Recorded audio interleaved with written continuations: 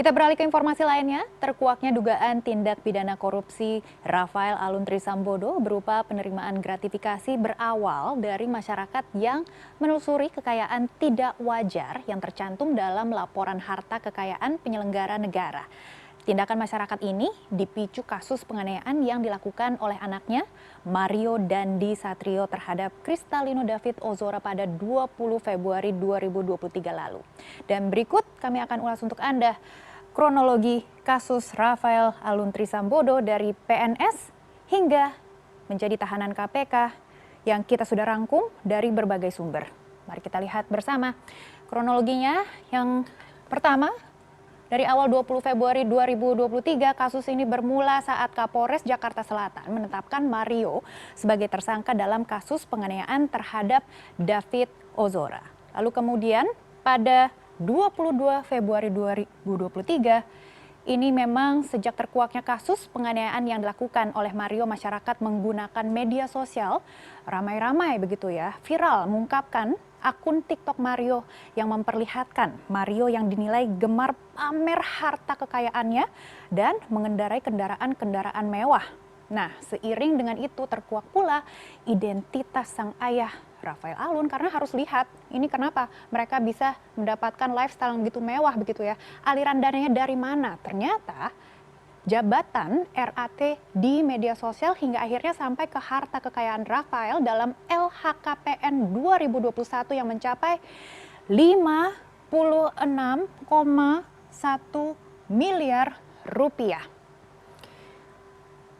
Langsung keesokannya 23 Februari 2023, Menteri Keuangan Sri Mulyani meminta Inspektur Jenderal Kementerian Keuangan memeriksa harta kekayaan RAT karena harta yang ia miliki tidak sesuai dengan profilnya sebagai pejabat negara tingkatan eselon 3. Nah, setelah instruksi pemeriksaan pada hari berikutnya, yaitu adalah 24 Februari 2023, Sri Mulyani ini resmi mencopot Rafael Aluntri Sambodo dari jabatannya sebagai Kepala Bagian Umum di Kantor Wilayah DJP Jakarta II. Dan pada hari itu juga RAT menyampaikan surat terbuka yang berisi dengan pengajuan pengunduran diri sebagai PNS atau ASN di Direktorat Jenderal Pajak Kementerian Keuangan. Lalu pada 1 Maret, Komisi Pemberantasan Korupsi memanggil RAT untuk dimintai klarifikasi terhadap harta kekayaannya itu yang mencapai 56,1 miliar rupiah.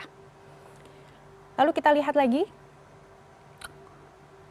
Beberapa hari setelahnya, pada 7 Maret 2023, selama pemeriksaan ini dilaksanakan, Pusat Pelaporan dan Analisis Transaksi Keuangan turut memblokir, ada berapa?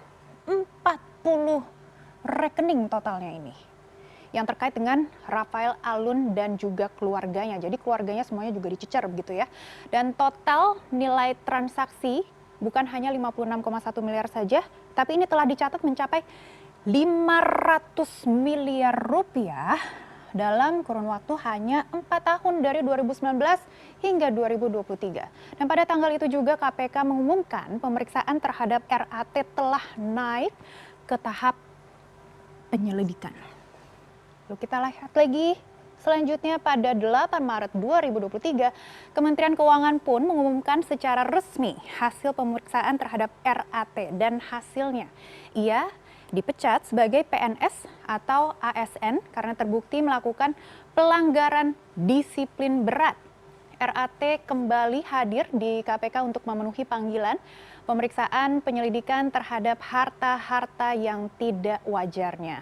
Namun ia bungkam setelah diperiksa selama 12 jam lebih bersama sang istri pada 24 Maret 2023 dan selanjutnya pada 30 Maret 2023 KPK menaikkan status pemeriksaan Rafael Alun ke tahap penyidikan.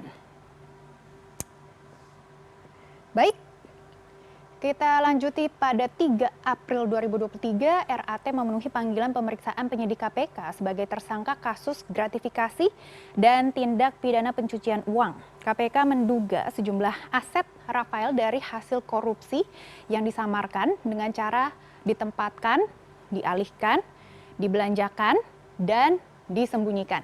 4 hari setelah ditetapkan sebagai tersangka, Rafael pun ditahan di rumah tahanan KPK selama 20 hari pertama hingga 22 April 2023. Ya, di sini Rafael masih memakai baju batik tetapi sudah